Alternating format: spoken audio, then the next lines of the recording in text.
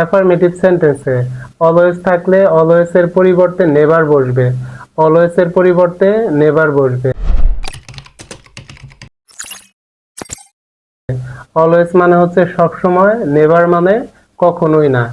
আর never plus হচ্ছে opposite word মানে বিপরীত একটা শব্দ বসবে। যেমন আমরা এখানে দেখতে পাচ্ছি অ্যাফার্মেটিভ সেন্টেন্সে আছে Mashruka always tales truth. Mashruka সবসময় সত্য কথা বলে, তাহলে মাশরুকা সবসময় সত্য কথা বলে। এইখানে হচ্ছে অলওয়েজ দেওয়া আছে, তাহলে অ্যাফার্মেটিভ সেন্টেন্সে যদি অলওয়েজ থাকে অলওয়েজ এর পরিবর্তে নেভার বসবে এবং অপোজিট একটি ওয়ার্ড বা শব্দ বসাইতে হবে।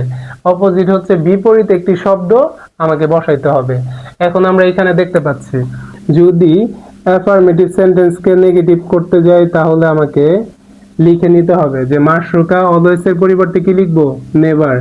অলওয়েজ এর পরিবর্তে কি লিখবো, নেভার।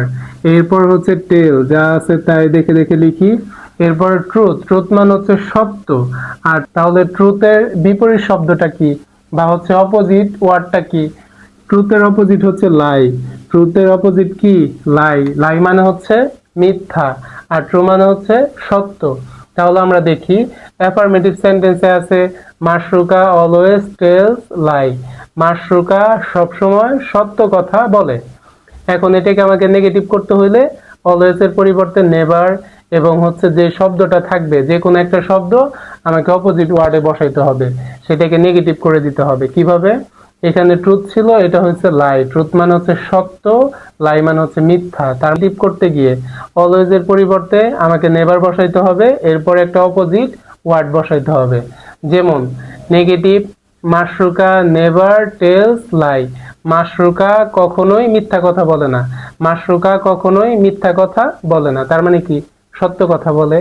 এইভাবে আমরা চাইলে অ্যাফার্মেটিভ থেকে নেগেটিভ করতে পারি, আবার নেগেটিভ থেকে ঠিক সেম ভাবে এই শব্দের পরিবর্তে এখানে অলওয়েজ ব্যবহার করে এরপরে এই শব্দের পরিবর্তে ট্রু ব্যবহার করে আমরা অ্যাফার্মেটিভ করতে পারি।